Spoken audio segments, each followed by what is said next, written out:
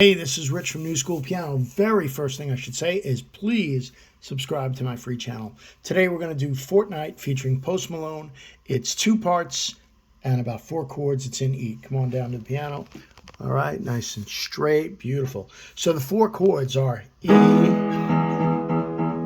F sharp, E flat minor, E flat minor, E flat,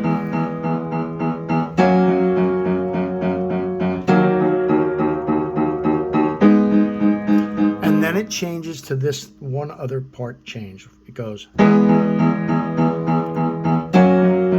then it goes to the B, G sharp minor. All right, so first part is, second part, here's what the 4 chords are. E, E, G sharp, B, and that to an F sharp, which is F sharp, A sharp, C sharp, to an E flat minor, which is E flat, G flat, B flat,